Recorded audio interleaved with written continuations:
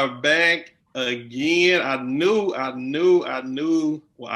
y'all probably thought we were like, after Thanksgiving, they said we ain't coming back, but we back. The MD 2020 show, episode 3. What's up, fellas? Yes. What's going on, man? How you doing? Missed y'all. Yes, sir. It was crazy, man. I think with just with the breaks and then everything that was going on with still COVID, we still living this COVID life. It's been a while. It's been a while. Yeah, how y'all fellas doing, man? It's been good. Just getting back in the flow of school, and it was good to have 2 weeks off and just relax and not do a thing. So, but it's good to be back in school and getting this podcast started back up for 2021. Yeah, man, I missed you guys. Yeah, man. The voice has been gone from the school. I haven't seen him in person since we got back. Oh. Yeah, man. I fell into that bucket. My family member, my wife, she actually tested positive. Dang.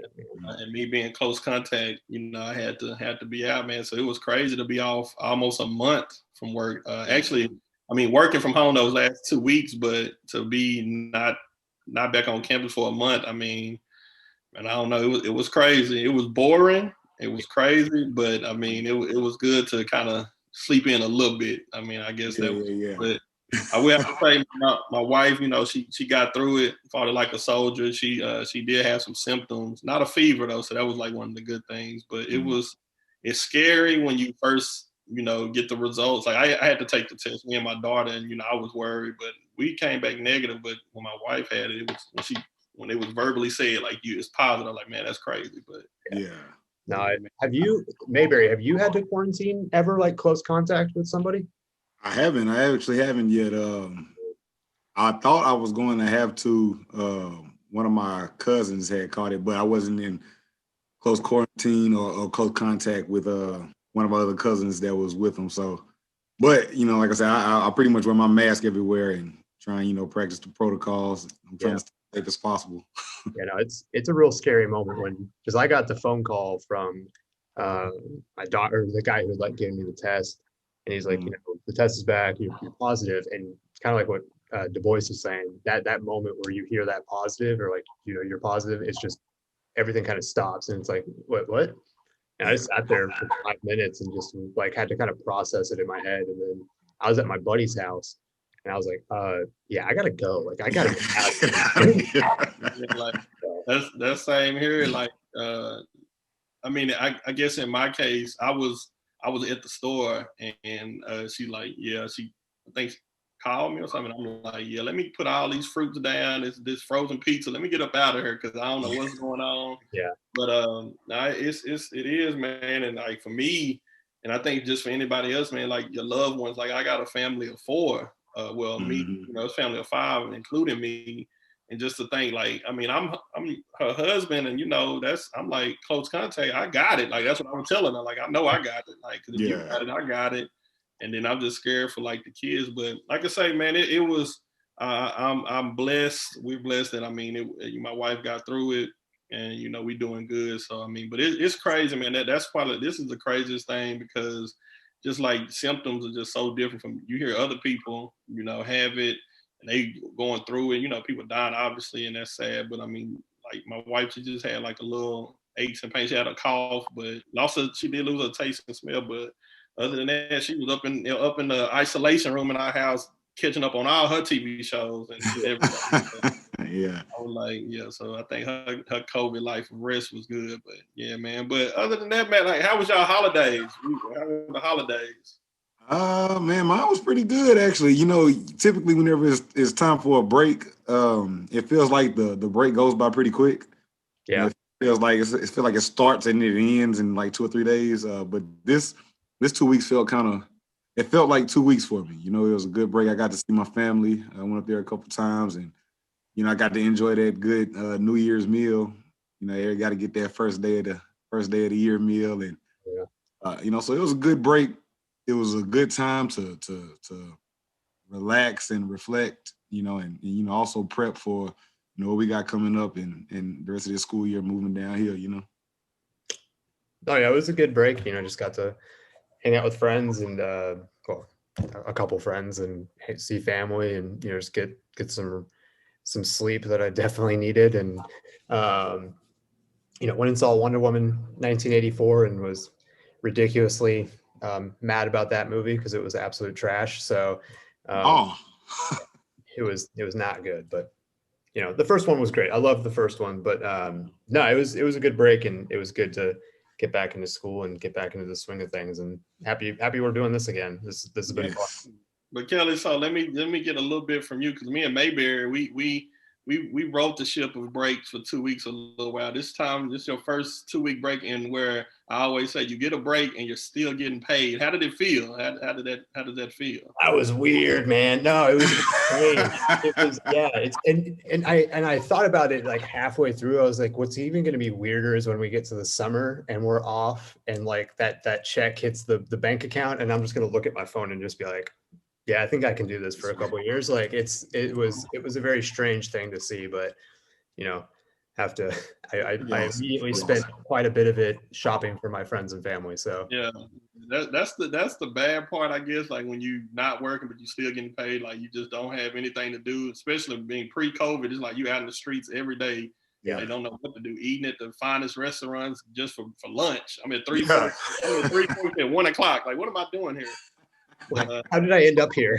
yeah, like spending $200 on a lunch meal. Like, God, come on now. So what's going on, man? and it also sometimes makes you feel a little lazy. Be like, dang, should I be getting paid just to be sitting right here sleep still at 2 o'clock? Like, it's pretty nice, man. It's not bad. Yeah, and maybe you said so. I mean, this break, when you said like it felt like a 2 week break, because I think it's what everything we go through in education, especially this year. I mean, like I know I speak for myself just in the role I'm in, but I mean, I know you all as teachers, like that's even more crazy. Like y'all dealing with a lot. So I think it was much needed. I think it felt like a true break. And I think, I mean, we should be getting paid more also, but that's a talk. That's a talk for our Congress and all that, and all that's going to be coming up. So that's going to be major. But yeah, man, it's good to see you all, and it's good to hear from you all, and it's good that we back, man, and we gonna be even stronger in 2021, fellas. Yes, indeed. But look, man, I was thinking, I want to transition to something. I was thinking the last time we met, we were sitting in the kitchen of the dining area of my house, recording episode 2 in Mayberry, and we kind of all were happy because at that time, all our teams had won that weekend in the NFL. The Colts had won, the Cowboys had won, Houston had won, and we were happy. And we were like, and I remember Mayberry kind of quote unquote said something like, we're gonna see what happens from here. Like we on a good ship. Like, we see what happened. Yeah, but it is today. We're recording this on Saturday the 16th, and it's a game that's playing now, and it's gonna be a game later on today. It's 2 games tomorrow, and none of our teams will be playing. Well, we knew the Cowboys and Houston weren't going to be playing with my Colts lost last week. Well, we didn't know. We thought that they might make it that day, and then they completely dropped the ball against the Giants, and then the Eagles were like, "We're just not even going to try." So, but so it was only Houston really we knew that wasn't going to make it, but the Cowboys. Hey, we got some things going on over here, but just give us a couple months. We're gonna right the ship. I'm always going to speak positivity for my team. That's all you're going to hear out of me. So when they trade Watson for Tua, are you going to get a Tua Tagovailoa jersey? I sure hope not, because I sure don't want to give up Watson. And coming from the locker room, what I've been hearing is reports from the Dolphins locker room is that they don't have a whole bunch of trust into it. And from the games that I've seen, I haven't seen anything spectacular. He's I think a good player, but I think I'm good where we're at quarterback. So we need to figure out a way to keep this man happy. Yeah, those injuries Tua had make me really, really worried about trading Watson for him. I would not be giving up Watson. I try to repair that relationship as best as I could. Definitely. Yeah, I mean, recent reports, like I say, they just saying that he want to be anywhere but Houston. That's what the last thing. You never know. It may get work out, but I'm just saying it's Houston and with James Harden and all this with the Rockets, with the Texans. Don't bring it all up, huh? Yeah. Yeah, but I'm glad we got James Harden out of here. I think he's a great player, but I don't like how he went about his business at the beginning of this year. No. And like I say, I understand it's a business. I understand, players, have their, they don't want to waste their careers. They don't want to waste their years. But I don't like how he went about the situation. And I also didn't like how after the game that they played against the Lakers, who are defending champions, where he just came out and said that the Rockets didn't have any talent. That's disrespectful. At least we can. That's totally disrespectful. Yeah, I mean, you can't. You gotta say. Say your words very carefully, like so like that, and then you're it's deemed or seemed to be a leader of that team. Now that's crazy, man. I don't know James Harden. Some players, man, I look at in any sport, and I mean they can be great and they're great players, but after a certain amount of time, like I think they're just there for the check and just to live this life. And like, does Harden really want to win a championship? Like, does he want to go down as at least a champion? Like, he's great.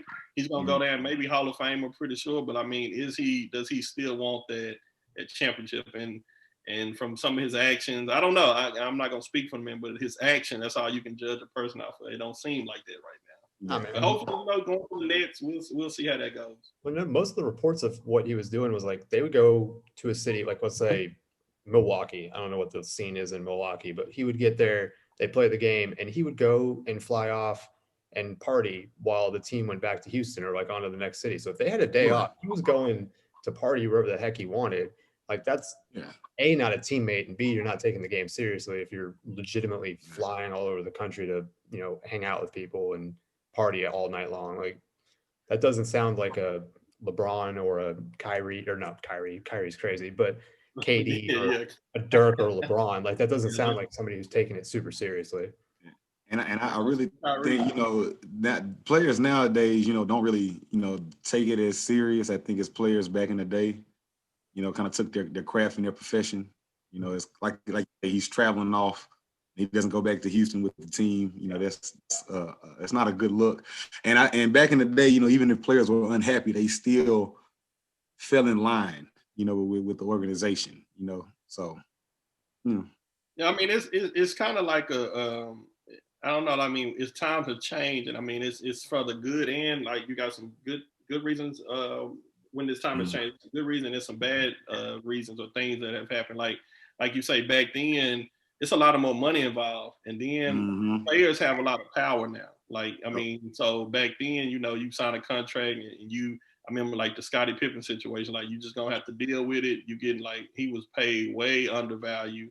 And I mean, but now players, like you say, they hold in the NFL before training camp, they holding out because they didn't have a great year the previous year. And they tell me they've signed a contract, but they're like, no, I'm gonna hold out until I get a better contract. And that's crazy because they have a lot of power now. And that's just where we at. And I mean, like I said, that's good and bad. Like Harden can sit there and he signs a contract and he can basically do what he wants to do and do the things he can to get himself out of there and go to a team that he wants to go to.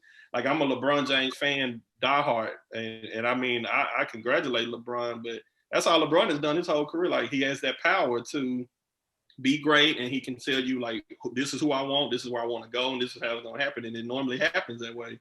But a lot of players do that. I mean that's just the thing that's kind of going on in most sports. So I mean congratulations to them. But yeah, James Harden. I will say this though, man. I remember when Harden was off for like in the beginning of the year, but he came back his first game and he went out there and just put up like 30 or 40. He was like looking like out of shape or whatever. And McCollum from Portland said, I don't know what that man doing partying, but that dude is great. Like he's great. Can't never question his talent, man. I don't like the Rockets at all, but I give whoever their GM is now a ton of credit for holding out and getting really good value for what he was put in a really bad situation, and he got 4 first rounders, 4 pick swaps. He was able to turn LeVert into Oladipo. He took a really crappy situation and turned it into a pretty good one. And I'll say this too: the Rockets came out the next game against the San Antonio Spurs and got them that win, and that was without Eric Gordon, John Wall, or Victor Oladipo. You know what I'm saying? So I think they took that with what James Harden had to say about him being talentless. I think they took that a little serious, took it to heart. Yeah. And I think that with those added pieces, I think that we're definitely a playoff team. So I think so too. I think Silas, Stephen Silas, the coach now, he used to be an assistant here. He's a really good coach. So y'all, I mean, I don't want to say it, but you guys got a good future, I think. Yeah. We'll see what Houston does. I'm always rooting for LeBron and the Lakers, so it works out. So we'll see. We'll see if Lakers can go back to back. But I do want to ask you, kind of ask a question to Mayberry. You being a coach, man, coach of our Seagoville Middle School boys. I got a question. Like when you have issues, like in this case with Houston, with Harden and all that's going on. But like for players, like for your players, if they have issues, and I know they don't deal with stuff that's going on like in the NBA, but let's say like grades or like your best player has an issue or some friction. Like, what do you do as a coach? What are you doing to motivate them and keep them like focused? I mean, really, honestly, we have a good group of boys this year. I want to shout them a quick plug real quick. Seagoville Dragons middle school boys. Those boys are awesome. I can't call all their names out, but they've been playing this year. As far as discipline goes, like I say, boys will be boys, students will be students. And I think that we have a real good administration staff. I know you included, that do a real good job of making sure that they hold our boys accountable. And also making sure that, that we understand that, they students, they gonna make mistakes, but that we play that give and take with them, and they kind of fall in line. As far as grades go, I stay on them. One of the things that I learned growing up was the 3 B's. It's books, behavior, and then ball. So that's one thing that I preach on a daily basis. We do study hall on Tuesdays. Make sure we keep those grades up. I stay in contact with all of their teachers. We got grades coming up here in a couple weeks. So that's one thing that I'm kind of making sure that I stay on top of. But really, it's just more about making sure that, I'm paying attention to it. I think that's the biggest part is a lot of coaches don't realize until they get into it that it's more than X's and O's. Yeah. You got to be in the hallways. You got to be in their classrooms. You got to be in their ear, So it's really just about maintaining that relationship, building that rapport with the parents as well. I got a good relationship with all of their parents. And one thing that we do is I make sure I let the parents know, hey, look, if they don't pass, they don't play. I don't care if they're giving me 15, 20 a game. We're going to follow the rules over here. We're going to do what we're supposed to do. Of course we want to win, but we're going to do it the right way. And I think that instills, pride into the boys as well, and makes them play harder and try harder in the classroom. Most definitely, man. I was laughing to myself as I'm sitting here. I'm just thinking, like, man, what if you had one of your top players be like, man, I don't want to play for CV. I want to go to Comstock, and he make it finesse his way to Comstock. They build a powerhouse over there, so these kids be moving to school. Like they look at hard. That's funny though. I was hope it never happens, especially not to our school. But I mean, what's going on in the NBA? Somebody may look at that and be like, man, they gotta build a team at another middle school. Let's build up a trio. They tried.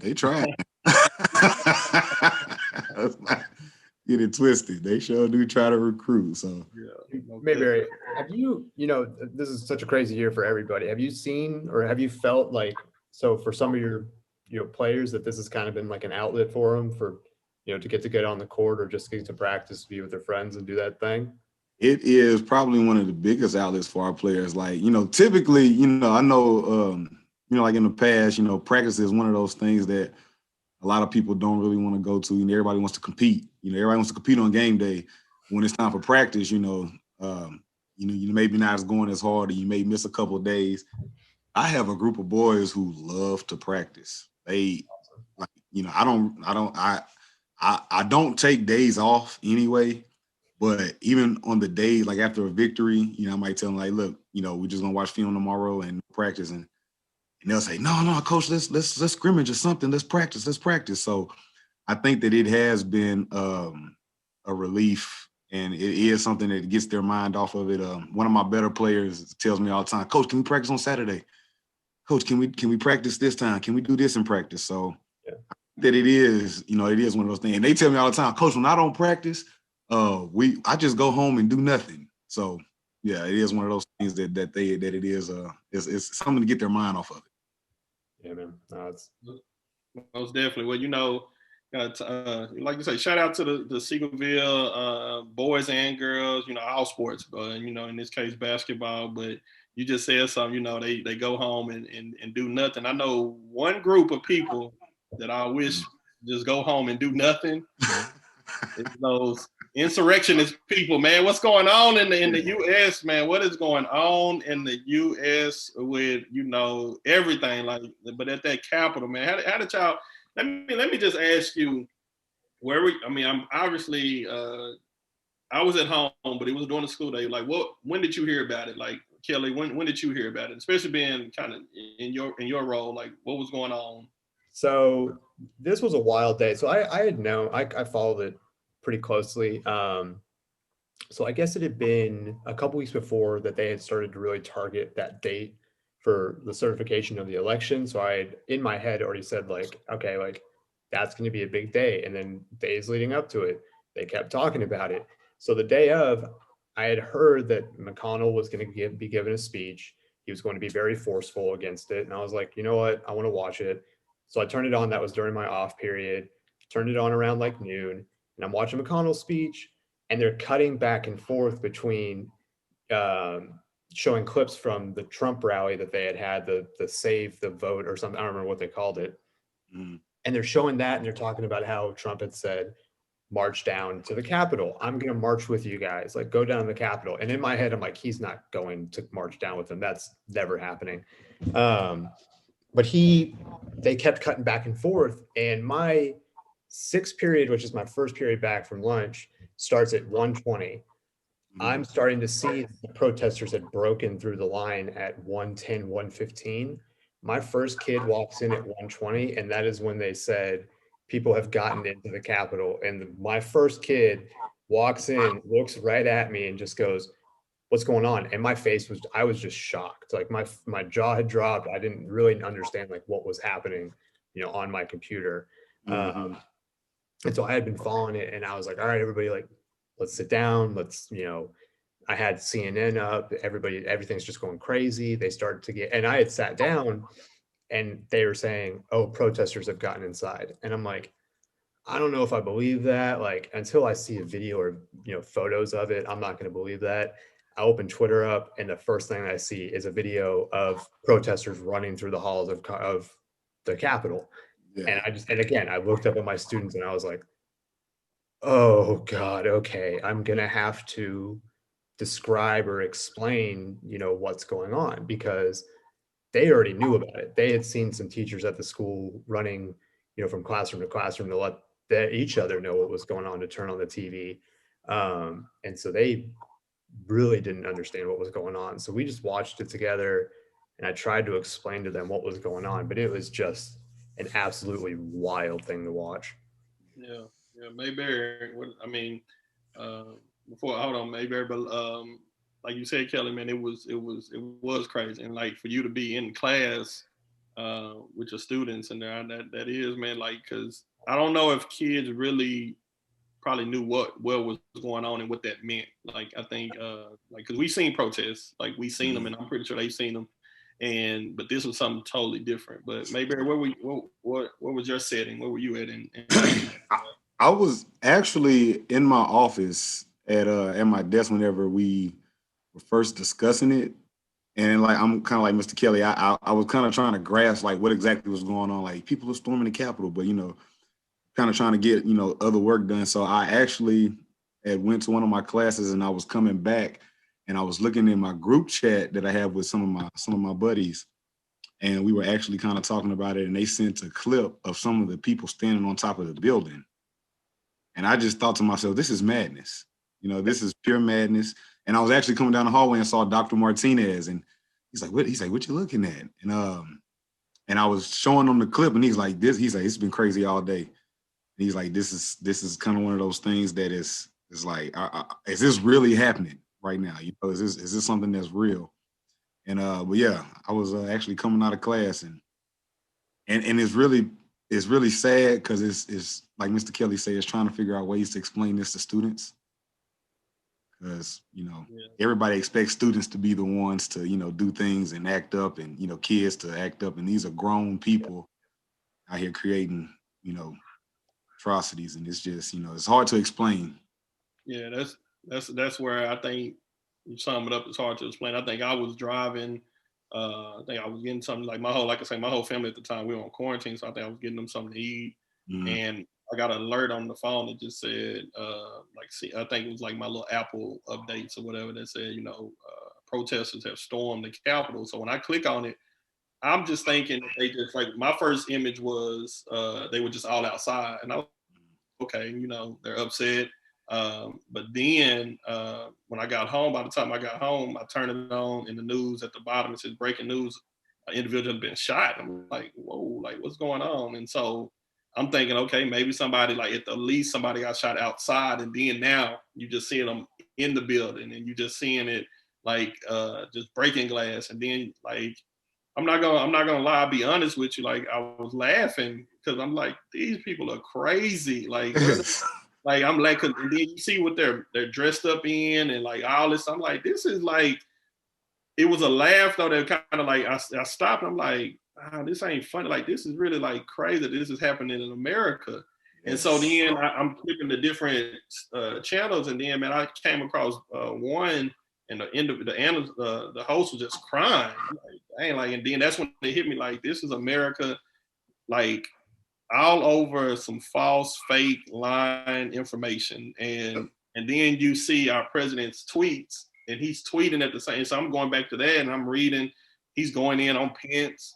He's going in. I'm like, man, this is like wow. And then it just like I said, I text our little admin group, and I'm like, y'all see this? And Dr. Martina, the same thing. He said, madness. Like, it was like, and it was crazy. And I think for me, what summed it up was the individual. I can't remember where. I don't know if I read this, but they basically were just like the U.S. has on. We're a country that has on a lot of makeup. Like we put on this front that we are a powerful leading country, but we're really almost like a third world country when it comes to some of the things that are going on, and that showed it. Like it was just crazy, man. But I don't really. I mean, I don't not in this setting. I mean, you can. I think it's needed, but like, everybody was talking about the race and like if these were black people, yeah, most definitely would have looked totally different. And I mean, and we're finding that out that this country is still.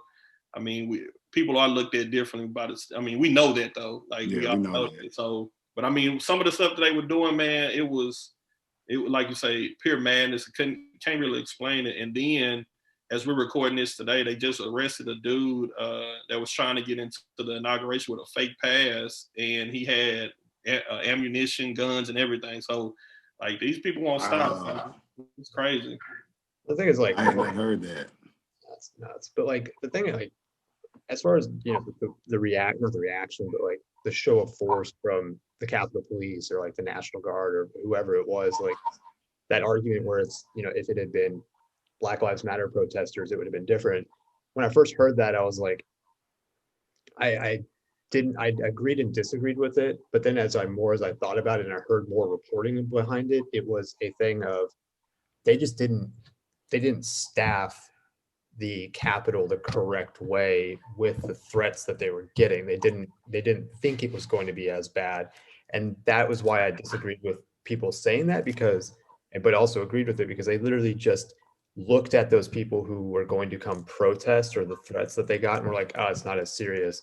But when they got those same types of threats over the summer, they took them really seriously, and you saw that show of force and you saw them pushing back. And so it's true, but it's not. You really have to think like way past what would have happened just on what happened on that day. You have to think about the planning before that. And that's where it's really true. Like they just didn't think that these Trump supporters were as big of a threat as Black Lives Matter protesters. And that's ridiculous because now we've seen what happened. So, and then like you say, man, to hear about, the cop and getting killed, like, I mean, this is like, man, and just life that was lost on both sides. Like even the lady who was shot, I mean, it's crazy. I was wrapping my head like that lady it's just so crazy when life is lost. Like that lady was alive yesterday, like the day before, and now she goes here, probably not planning to die, but like dies, and like how that how all this, it goes back to the information that, you know, Trump and other people are spreading out there of this fake information that basically got that woman's life. Like, they played a role in that. And like, you know, that lady, who knows, got children, a husband, whatever. Like, everybody, a lot of people's lives have changed based off a lot of lies. Like, and that's crazy. So, and I don't want to spread, you know, false information, but I want to say that video surfaces, you know, the video surfaced that that woman was an avid Trump supporter. yeah. And you know, she was one of the ones that, you know, stormed the building and, like you say, ended up losing her life. And that, and that's not something you should lose your life over. You know, that wasn't, you know.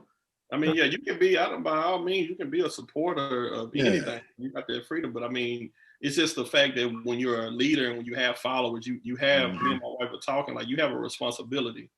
And I think, like, I mean, obviously we found out that his responsibility, he doesn't care too much about it. Like, he's just gonna do whatever it is for him. But man, you know what? I think that we can most definitely continue that conversation. We can go with that all day, and we probably will, especially with the inauguration coming up this week. But man, in the form of inauguration and how that's going to look, and, you know, everything that's going to be coming up with, you know, safety, but just that a day of probably a lot of, you know, it's going to be great for just not our country, not for because the Democrats won or whatever. It's just the transition of power and leadership, and, you know, hopefully to better days than what we've seen, not only, like I say, with leadership, but just with COVID, just the plans that you hear. Hopefully these actions that this new administration takes are going to be positive and they work. But I mean, the MD 2020 show has almost like an inauguration type thing going on here, man.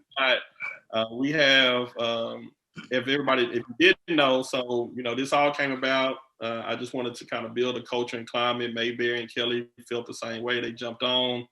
And I said from day one that I wanted to start a podcast, but not only did we want to just have the MD 2020 show, we wanted to have other, you know, podcasts, not just to have them, but just some good ones. And we called it, the umbrella of the MD 2020 show is under the umbrella called the Dragon Lair, which is the dragon is our mascot. And we're just one show. And we finally have a second show, which you're gonna hear about. But we got two amazing individuals who are gonna be coming. Who's going to be the host of this podcast, what they're going to tell you about. But at this time, we're going to our show is going to scoot over, and we're going to let this show come in. And we want to introduce to you all two amazing women, Mrs. Paulo and Mrs. Weatherspoon. Welcome to the MD 2020 show, ladies. Welcome, ladies. Thank you. So yeah, so, you know, I keep everybody's probably listening. They keep hearing us with the Mr. and Mrs. So Mrs. Paulo and Mrs. Weatherspoon are teachers, amazing teachers at Seagoville Middle School. So, you know, you hear that.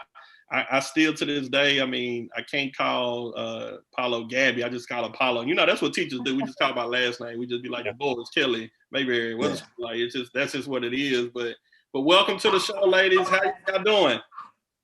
Doing great on this Saturday. Happy to be here. Yes. I'm doing pretty good. You know, kids are quiet. That's it. Well, you know, when you say kids are quiet, you got to really stress that S at the end over there. Paulo has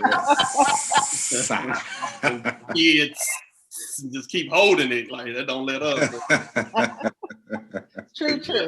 Yeah. But yeah, so like I was saying, you know, we're gonna get to the information, get more details of what y'all's podcast is gonna be about, and how y'all joined and why y'all joined. But I want to start us out with Miss Weatherspoon. I just want to kind of know, so our listeners and even myself and Mayberry and Kelly can kind of know, like, who is Miss Weatherspoon? Like, when I say, if I had to describe Miss Casey Weatherspoon to somebody, what would that look like or sound like? Loud. I'm gonna say that. No. I'm just a Texas girl. I'm from Arlington, Texas, born and raised. All my family is from Louisiana, so I'm a Texan by heart, but my spirit is always gonna be lived in Louisiana. I graduated from Stephen F. Austin State University in 2014, moved to Houston for a couple of years. Couldn't stay there long. I didn't like the rain, the hurricanes, all the stuff that was going on. So I moved back here. Been teaching for 5 years. Love it. Some jacks, man. Act some jacks. Act some jacks. All right. Love that, coaches. Well, thank you, Ms. Weatherspoon, coming with that information and who you are. And like I said, we're gonna and people, y'all are gonna hear more and more from Weatherspoon loud, like she said. But you're gonna hear more from her. But your partner over there in crime, which is before she even introduces herself, I'm gonna say this lady here. I'll just wrap her up as just a funny, cool, but I mean, she is a true, like when I talk about like when they, that term real, like real. Yeah. And this is and I have to say that just because of our relationship, but this is a real individual, a real friend. And I mean, like almost like family. But Miss Paulo, who will Miss Paulo be? I didn't say it a little bit, but how can you describe yourself? Oh, well, you said I can't cuss, right? No, you cannot. Our kids. Yes, you got to. We ain't got the bleep option. Say that for your show. Yeah. A lot of it's hard to remember what I did prior to children, but I try not to let that define me in my future. But I am a mother currently with 5 kids, 1 on the way. And before that, I was very passionate. I still am very passionate about so many things, but my life's kind of been led around social reform or helping the most marginalized people. So I went to college. I moved around a lot. I moved studies undergrads a lot because I couldn't figure out what I wanted to do. But I landed on teaching, and I'm glad. I've been teaching now for 7 years, and I really just appreciate all that I've learned from people. So I would call myself a people's person. And I think that's what me and Casey have really in common is we're both people, even though like Casey's day after school looks different than mine. We like have a lot of things in common just for who we are. And so I'm really excited to work with her, and I'm excited for you guys to hear what we have to talk about because both of our perspectives lead us to this path. So I'm just really happy to be here with everybody. Well, good. That's what I like to hear. And you kind of said something that, that how I was thinking when Mayberry and Kelly both, like I said, they reached out and I was just like, me and Mayberry already had that connection already, like from previous years. And then Kelly, who I didn't know at all, like from the first, like all I knew him was by the chat name. I just kept saying, and when he said, hey, I got mics and I'm down for it. But that right there just let me, even just that right there, just that relationship, I can like, yeah, he's down for it. He probably works hard. And it's been the same. Like, I think our connection, maybe and Kill, like this has been great. Even now when we're recording, and that's what you need. Like when you just said it, Paulo, like you're going to need some people who have perspectives. They can be different, but you can coexist, I guess, so to say. And that's going to be good. So, I know, like we know y'all teachers, we know y'all starting a podcast, and we're gonna, like I said, we're gonna get to that. I know a lot of the listeners are ready to hear about that, but I just to still like us being teachers, we're all on here in education, different years, new veteran season, all that. But like, what would you say, COVID and everything that's going on, like where do you see education? Like what are the good things that you witnessed, especially the bad things with going on in education? And I'll get at Weatherspoon. Go ahead and start with that one. I've seen my kids become more creative, only for the sense of, when they're in class, more so it's kind of more paperwork or, we can have some hands-on activities, but the kids have become extremely creative. Like when we were learning how to calculate speed, the kids were like, well, can I go outside and run and calculate my speed, miss? And I'm like, yeah, go right ahead. And then I took my kids in the hallway and, we weren't running, we were speed walking. But, I've seen that side, but I've also seen the downside where the kids are missing that interaction with other kids and even teachers. I miss, giving my kids a side hug or a fist bump, or some of my kids last year made up handshakes. I miss that relationship, and the kids miss it. It's when I first started this year, I said, it's going to be so hard for me to build connections with kids online and even kids in person, because I don't know what my kids look like from the nose down. You know, I mean, other than, you know, some of the ones that I'm like, let me just see what you look like. But it's good and it's bad. Yeah, most definitely. You know, they say be careful what you ask for. And I told the Lord I wanted a smaller class size. I just didn't know he was going to give me 2 small classes simultaneously. But you get what you ask for. The Lord always answers. But yeah. I have struggled with the social this year. You know, I used to in the mornings would go down the hallway because Casey's always dancing and Ardondo's always dancing, and I would start dancing, and people would come and it was just a different culture, and the culture has kind of had to been stifled because of safety. So I understand the logistics and I understand why.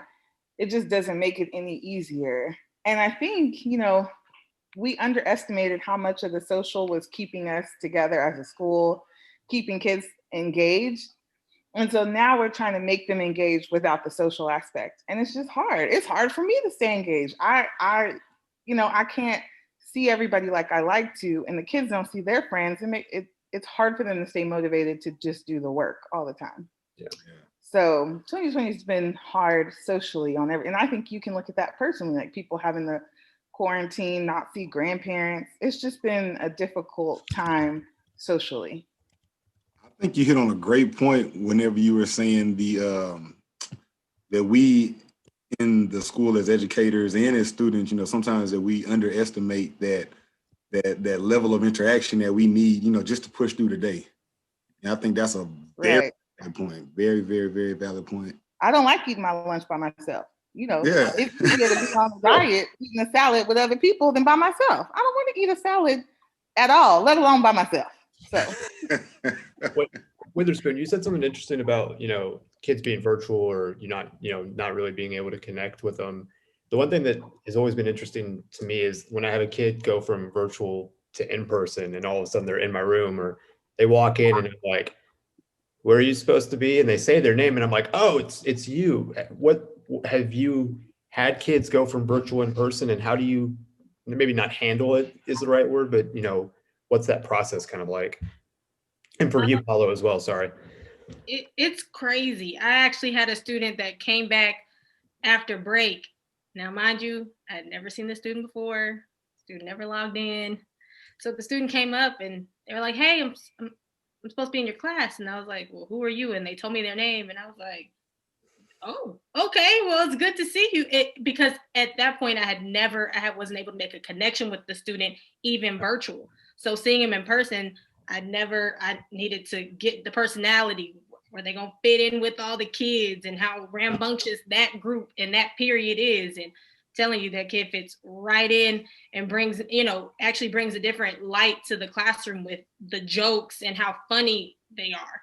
So, I mean, it is what it is now. That's just what it boils down to. It is what it is.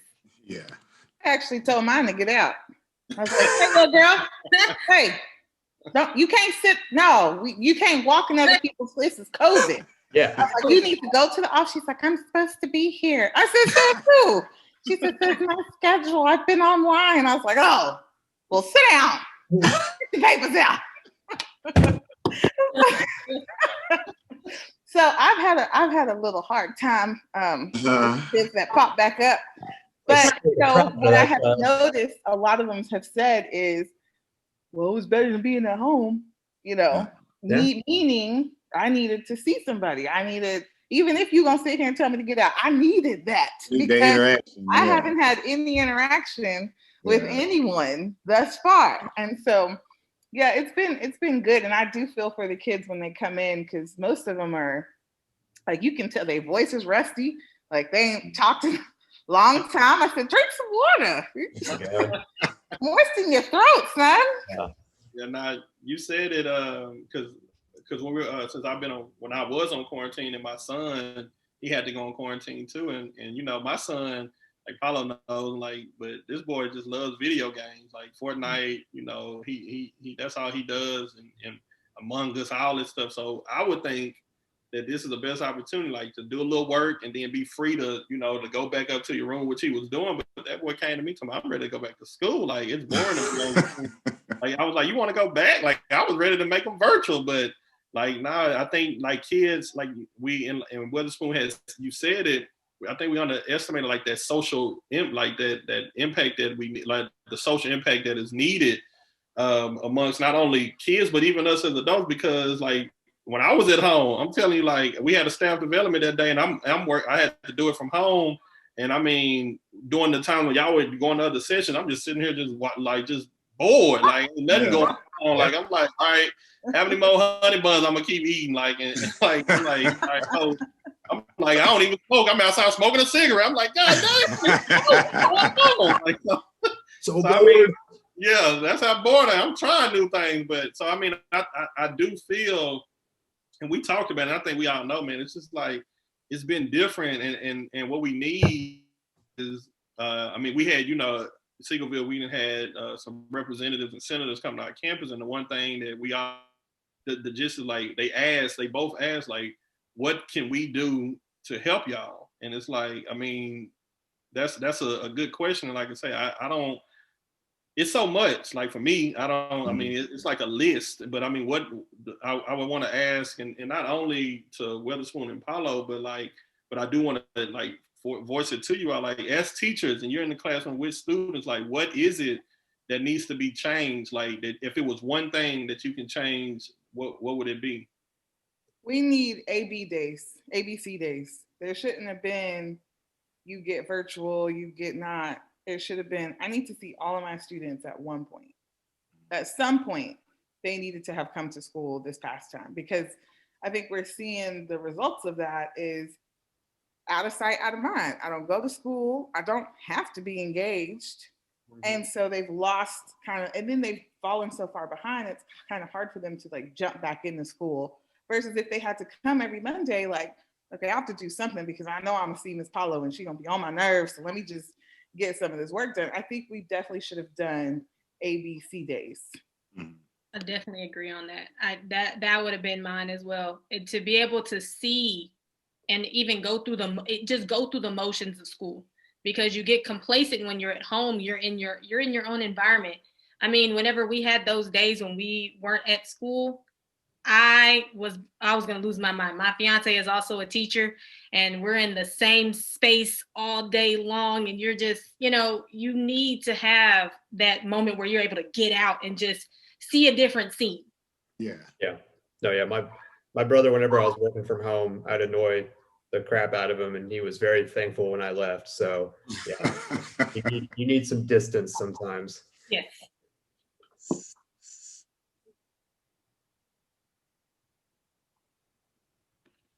Yeah, so I mean, when I think about, like you just said, the A day, B day, I do see it like, just being out of the classroom last year, and like I say, being in an administrative role this year, I do still have that mindset of a teacher, and I mean, like you said, you're in the classroom, you are the ones that are witnessing and experiencing this. So like you said, an A day, B day would be good. Which, and then as I think about it, like, as like anybody, you're gonna sit, okay, what are the negative, what are the pros and the cons, and there are cons to it, there's pros to it. But I think y'all just said it, like the pros of that is, like you said, you get to see every kid, and hopefully if it was done right and set up right, then parents will feel comfortable to send their kids to school, because you got to think of those parents who don't want to send them to school because of the safety risk. But maybe if they were like, okay, it's only 10 of y'all here every day, and we're gonna spread y'all, that probably would have opened it up, and then that helps everybody. Like the kids can interact, because that interaction is needed in middle school. Like I think even in elementary, because I witnessed it with my son. Like, I mean, it's just crazy. But high school, it may be a little different. But Paulo said one thing, and we talk about this a lot, and you hear like that the COVID slide, and the learning that's lost. And I think that there is a lot of learning loss. It's there, especially for those virtual students, especially the ones who, like, if I was a student last year who barely got by, just wasn't engaged when I was physically there, and now you give me the opportunity to stay at home, and all I got to do is log in, and I don't even have to really log in. Exactly. All I got to do is just jump into Google Classroom and act like I'm doing some work and submit it, and I'm engaged, and I'm not really paying attention to the work and all that. Yeah, I'm going to lose a lot, and that's just going to make school even more boring. And I hate to say it, but I think it's going to be true. We're going to see a lot of increase in the dropout rates, I believe. I believe and so it was too. an article I was reading that stated the same thing. So, man, it's crazy. But, I mean. Paulo and Weatherspoon, have you guys had students coming back to class and saying stuff like, oh, when I was at home and like on the laptop, I wasn't even paying attention, or, you know, like bragging about it? Like, have you guys had that? Yeah. Yep, and I called them braggadocious, and I said, your grades are going to reflect exactly what you were doing. Nothing. Exactly. They do that. Yeah, they do that on the Zoom, like where I'm like, you know, I say the instructions. You know, we're used to repeating ourselves. I'm not used to repeating myself quite so many times, the exact same instructions. Like, I'm like, are you listening? Oh no, I was watching TV. What'd you say? I'm like, get off my Zoom. Yeah, I've had to kick out a kid because brother man had the camera on and just in the bed sleep. I had the covers on, everything, yes. And I'm just like, oh, so this is what we're doing? Okay, you need to go back to the waiting room. Yes. Exactly. So I have a question for y'all. I know we're all educators currently right now. We're all in education. What are you ladies' ultimate goal in education? Like, is it teaching? Is it admin? Is it working at a central building? Maybe doing like as an instructional coach? You know, what are y'all's goals moving forward? So previously, I told you, if you pray to the Lord, He'll answer all of your desires. But for me, I couldn't tell you where I'm gonna be in education or what I'm gonna be doing. I know that I care for the kids. I also deeply, deeply care for teachers. And so I'm trying to figure out what that role is, but would be ultimate for me is to be 90 years old and get a call from like the Oprah show or the Dr. Phil show talking about, we got a student here that has graduated from your class and they would like to invite you. And that would be ultimate for me. Yeah. That would be the ultimate goal for me. I want to know that when you left and I put all that I had into you, that you really, really did something with it. That's my ultimate. Ultimate goal for me currently, I'm in my master's program to become a professional school counselor. So that is where I want to be. I feel like I have a niche with the kids, building relationships and, you know, just getting down on their level. I love teaching, don't get me wrong. I did not go to school for teaching. I went to school for animal science because I said I did not want to work with people. And God, just like I said, I had a plan, God had a different one. Yes. But now that I'm in teaching and I've gotten the feel for everything, I want to be around kids for the rest of my life. And I know that the job that I'm looking for is going to give me just that. Yeah. That's awesome. I want to touch on something that Ms. Paulo said. You're saying that your ultimate goal would be to basically know that you made a difference in one of your students' lives. And I think that that's very, very, very positive, because I think that that's one of the reasons that we are getting the education in the first place. Like when people ask me what is it like being a teacher, I tell them that you'll never really understand until you watch a student progress from semester to semester. You know, we watch, and we good because it's just like high school. We get to watch our kids progress from 6th grade to 8th graders, and just to watch the level of maturity that they gain. Most of them, watch the level of maturity that they gain, and knowing that we play a role into them, wanting to be productive members of society. I think that's amazing. And so to have that's a good answer, Ms. Paulo. Having them come back and actually giving us that acknowledgement, like, you made a difference in my life. I think that would be awesome. I think that is like the ultimate, and it really does look differently for everybody, because Casey's saying she went into school to be a school counselor. I did 2 years of the program and I was like, this just ain't for me. Like I'm gonna lose my job. I can't become a school counselor. So I left it, and I think people need to be okay leaving what they're not good at. Like, if you love kids and you love teaching, or you love education, you are supposed to be a principal, or you are supposed to be the data person. I don't know what it is, but I think that you should look at what your skills are and use that for the benefit, and not assume I'm gonna be a principal or I'm gonna be, automatically go up. You might be the best curriculum instructor that we have if you use your talents in the right way. So Yeah, most definitely. I think, like Weatherspoon said, I mean, and then also what Paulo just added, like there is space and there's room for everybody. And I mean, but every position is needing to be filled by the people who need to be there. Like, so like Weatherspoon, trying to be in that counselor role, and it wasn't for Paulo. Like Paulo was trying to go down that road, but it just wasn't for her and her role, wherever it may lead to. But I had last when I was a instructional lead teacher, there was a veteran teacher who's been teaching for like 20 plus some years. And my mindset was the first be like, why you ain't an admin? And she was like, because this is where I need to be in this classroom. Like the admins that are up there, that's who they need to be. I need to be in this classroom, because that was her calling. So everything will work out when people, I don't think that, wherever my career takes me, I don't know. But I mean, we all should for me, and I can hear it in Paulo and Weatherspoon, like God is going to tell me where I'm going to go.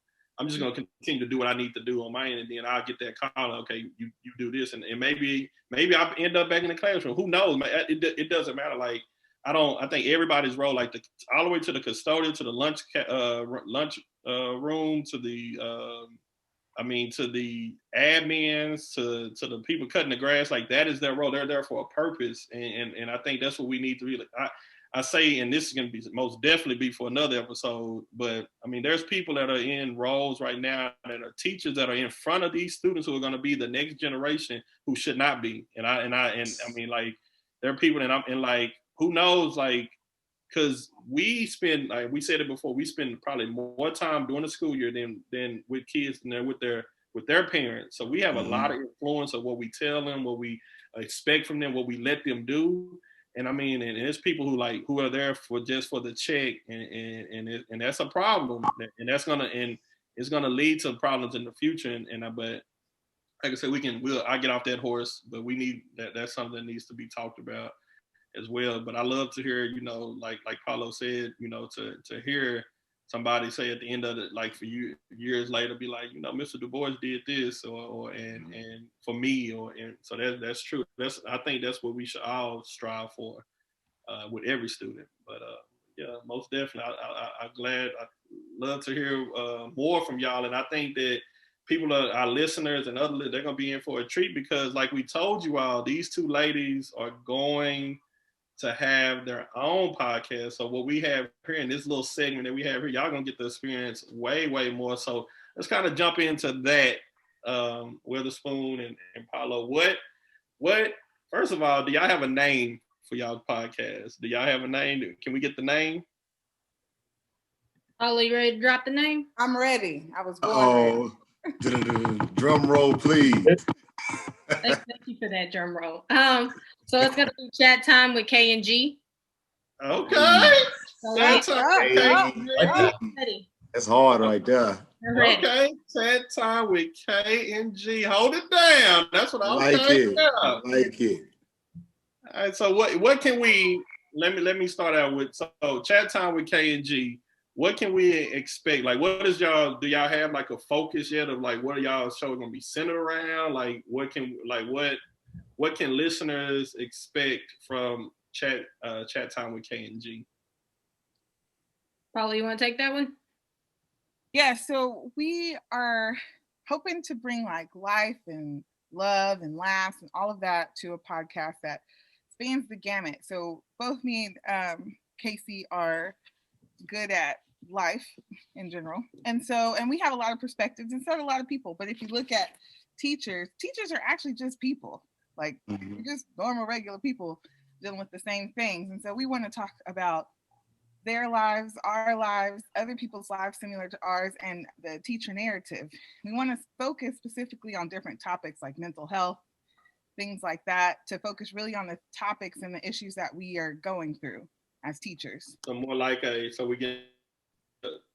like you said, it'll be a lot around a teacher's perspective, and also just the outside of like y'all's life outside of being a teacher. Am I kind of correct in that? Yeah. So we want you to be like, we are going to be talking about teacher issues, but from that perspective, but we are in light of just being people. Because I think we talk a lot about like most of our whole day depends on being a teacher. And that's important because we take that home, but we also want you to take out the person that is inside of that and look at those sorts of aspects of your life. What makes you happy? What makes you sad? What makes you excited? Those sorts of things that can that we're going to talk about in our podcast. All right, so with that being said, and kind of with the focus and all that, but let's kind of go back a little bit real quick. What made y'all want to start a podcast? And I think, Paulo, I know you kind of said it, and I would say, like, why is it just y'all two, or like what made it be, Weatherspoon and Paulo? Like, did y'all think about adding a third person?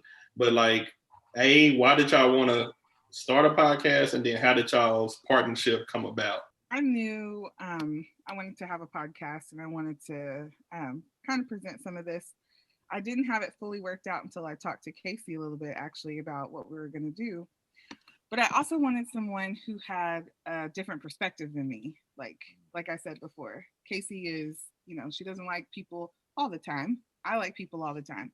You don't want to just hear from a person that is like super, people-y. You want to have diverse perspectives. So of course we want to have people on our podcast from another perspective to give that, overall roundabout version of, of a teacher perspective or a life perspective.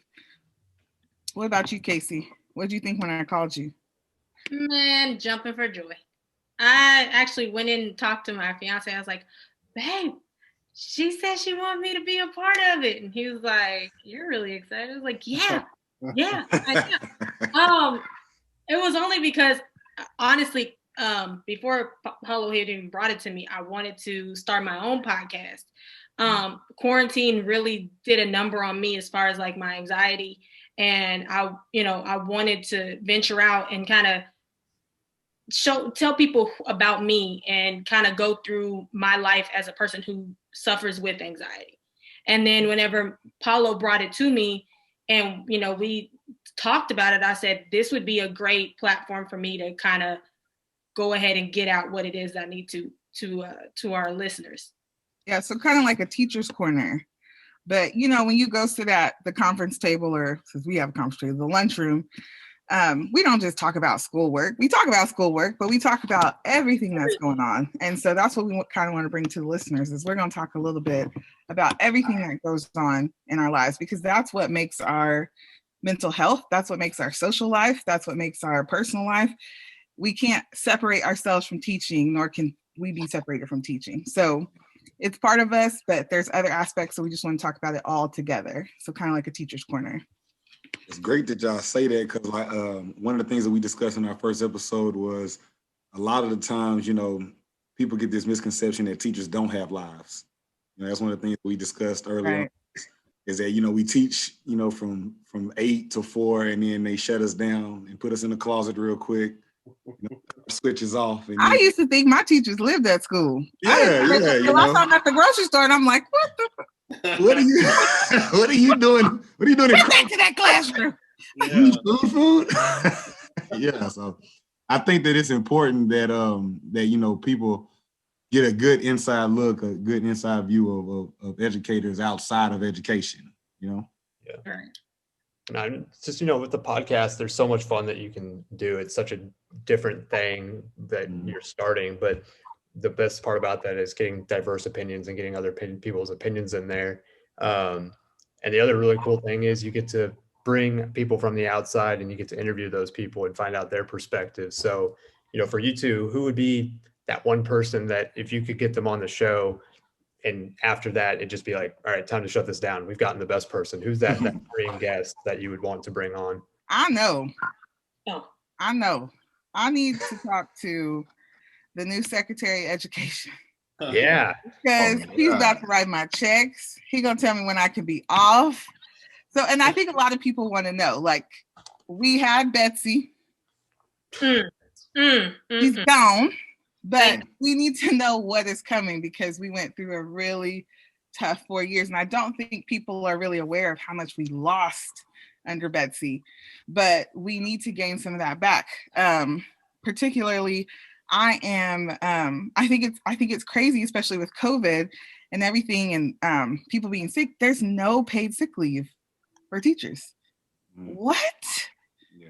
What? Because we make so much money that we can afford to be. And I just think like that's my question. Like some of the questions I would love to ask him. How do you think this is right, being a teacher yourself? Because he was for a long time. Yeah. It's funny that you said him, because before this episode, before we got started, I was like, I wanted to talk about that guy anyway. So I like looked his name up. Yeah, Miguel Cardona. You know, he was the head of the Connecticut public schools. So like a public schools guy is going to be in there. So I think that's really, really cool. Yeah. And I think he had alternative certification, which is great. Did he? Yeah. That's Nice. awesome. Yeah. Yeah, that's cool. That's cool. I like that person that you would like to interview, like you say, Miguel. And then also the fact that Biden's wife was a teacher also. So I think that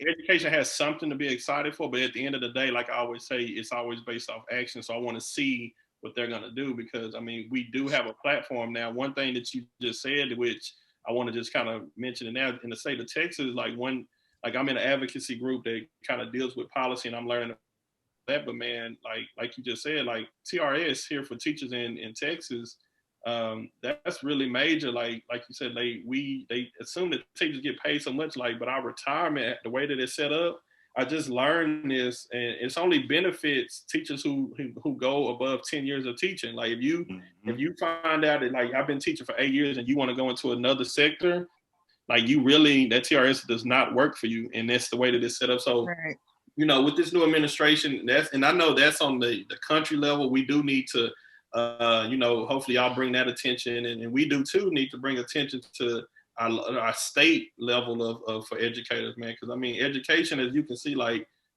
I think education is probably the most important thing for sure right now that's going on in the world. Because, like I say, we are raising the next generation, and we need to have positive, strong, effective one of those individuals.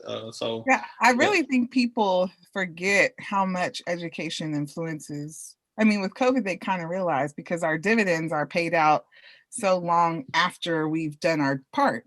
Mm-hmm. But if we lose those people instilling that dividend, of course, you're not going to see that result of that loss of teachers, be it for healthcare, employment, not, you know, whatever. You're not going to see that until we have a doctor who's like, oh, I missed that class. What? Yeah. You missed what? Yeah. So it's important for people to think about those things that affect teachers, because we need to build teacher retention. And I know most teachers are trying to be where the money was at. So we need to make sure that we are taken care of. And, you know, that's part of what our podcast want to talk about. Are you being taken care of? Like what, even a lot of the time people just need to say it, even if we can't fix it, just talk about it and know that somebody else is out there so that we can soldier on. Most definitely. I like that. Yeah. Weatherspoon, who would that guest be? Do you have one yet? Like, or you don't know? It's kind of like we're going. I do not have one. I'm not even gonna lie to you. I'm not even gonna try to pull it out of my head. Don't. Well, yeah. I mean, most definitely, as y'all continue on your path to this new era of your life, I guess, like I said, because it is gonna be something new for you. Maybe that time will come as you start getting into your flow. But like when Kelly just asked, kind of like with that special guest, and Weatherspoon said it, like during COVID, there was a lot of opportunities, a lot of things that were going through people's minds, and you know, podcasts really took a big like increase. A lot of people started podcasts. A lot of people started like YouTube shows and all that. And some people started a podcast just to say they had one. And that's MD 2020. We don't want to just say that we have a podcast. Like we want to be effective with this podcast, like take it serious. And I know y'all feel the same. So with so much, with like probably like the podcast market being flooded a lot, what would it like? Are y'all gonna model yourself after maybe like a podcast, or like what will differentiate? Well, if you are gonna model something after a podcast, which is fine, but what will kind of differentiate you all from other podcasts out there? I think what we're bringing to the table, I think when teachers come on podcasts or they make podcasts, they make it strictly about school, you know, and we want to talk, like we said, we want to talk about not only us as teachers, but our lives outside of teaching. We want to bring a different aspect. So you're not only going to get to know us as teachers, but as individuals. And I think that's what's going to make us marketable, especially with Gabby's personality and my own, and how well we'll mesh together. I think people will be receptive to what we have to say. Definitely.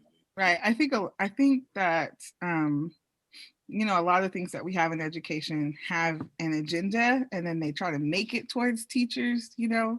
But ours, the agenda is the teacher. There is nothing else. It's just us and who we are in our lives. Not so that you can teach better, or not so that we can check the box off and say we had a focus group, but you know, just to be about teachers, for teachers, led by teachers.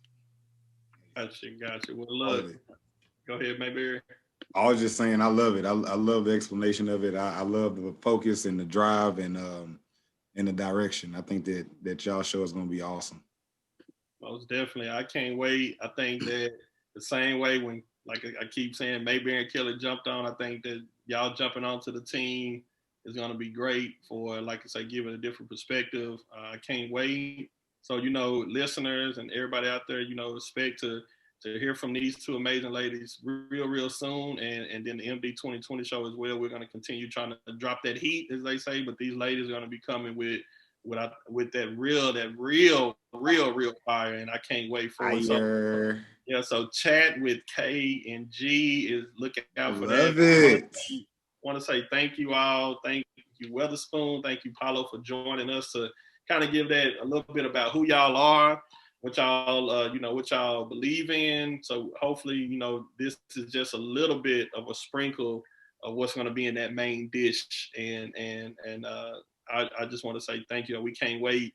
And hopefully, you know, the MD 2020 show can be a guest on y'all's on the chat with K and G. So we can't wait for that. But thank you, ladies. Thank you. Thank you, guys. We'll see y'all. Thanks for having us. Thank you, ladies. No problem, man. That was great, man. I think that like we building right now. We got a starting five out here under the Dragon Lair. You know, hey man, hey, hold on, it's getting serious. Oh yeah. Heating up.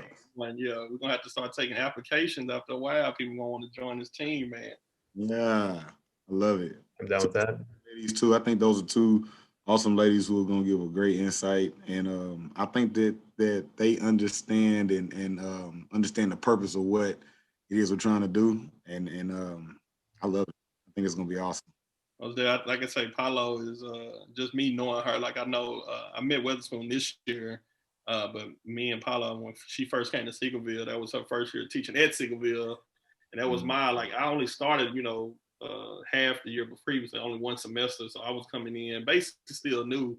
And I remember, man, Paula, she was like I said, when I say real, like I remember the first time I came house, I told my wife, I said, I don't know if it's gonna work this year between my team, like, woo, this new person, like she got her own, like she stuck on like how she wanna do things, but what it turned out to be is that I really liked the fact that Paula was like that, because she was intentional and she was like, this is what I want for my kids and this is what they need. And she stuck on that, which is good. We need people like that. So but come to find out that like me and Paula then came super cool, that we moved to the same neighborhood where we got our houses built. Like she stayed right down the street, and wait for our shout out at the end, because hint, she's gonna be on my shout out. I'm gonna tell y'all why, but man, I think that I can't wait to hear that, to hear what they got popping over there at the chat with K and G.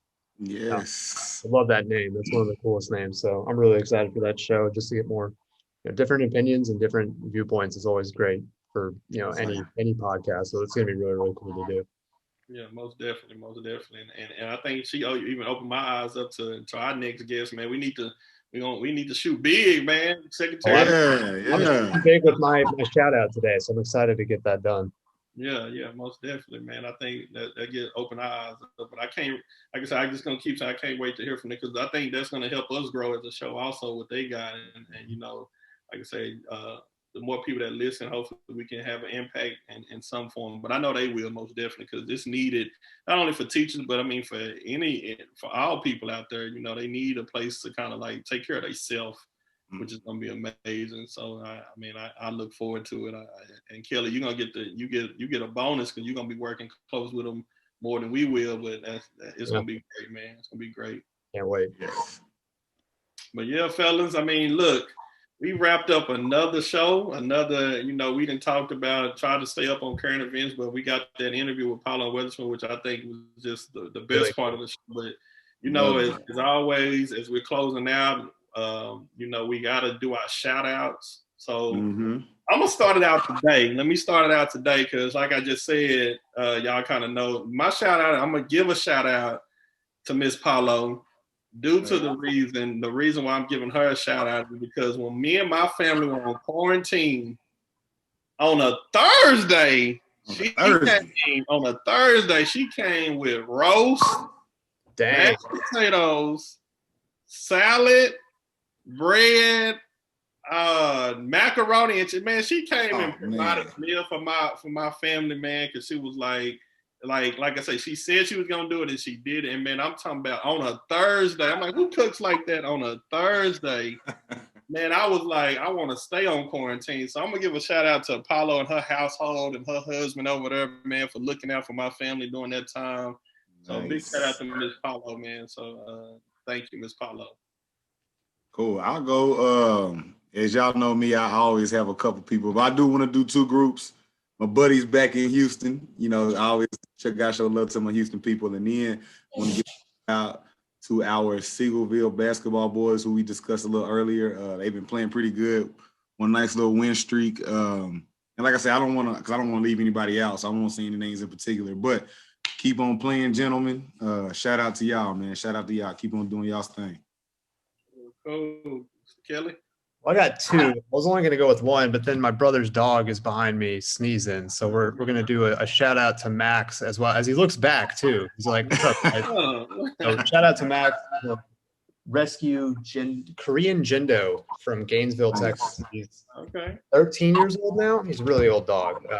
Doesn't bark, which is great, but go Max. But the real one that I was going to do, owner of the Mavericks. We said we're going to shoot for bigger guests. I'm going to shout out Mark Cuban, who real reason shouting it out. Mavericks came back. A lot of the teams here in Texas have let fans back in.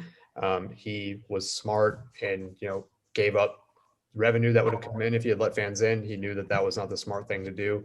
So they've kept fans out of the stadium, which I think is the smart thing for the Mavericks. So shout out to him. He's been really active on Twitter and giving out, stock advice and just doing a lot of stuff throughout the pandemic. And he's really helped the Dallas area. So I think we should try and get him on the show. That's exactly what I'm about to say. Get Cubes on the show. That'll be our goal. Shoot high, have him on to talk about education or what, the Dallas community is doing. So I think Mark Cuban would be a great guest, and that's who I'm shouting out today. Nice. Definitely, man. That's nice, man. Well, look, I think our shout out, like I said, we probably need to get all those people on the show at one point. We already had Paulo, we already got Max, but let's get some super real boys. Let's get your homeboys from Houston. Let's get Mark Cuban, man. That's what we're gonna shoot for, man. We're gonna be better than we were, as always. But as always, thank you to our listeners who are checking us out. Please share the podcast. We hope we're gonna put it out there that we got bigger plans for how we're gonna start marketing and our podcast being available. But as you all know, it's on YouTube. So when you hear this, if you like it, if you don't like it, let us know. Shoot us back some feedback, but share it with your friends and your family members. And we want to give just a big thank you all. So until next time, until episode 4, this is a wrap on episode 3. Y'all be safe. Y'all be blessed. Thank y'all.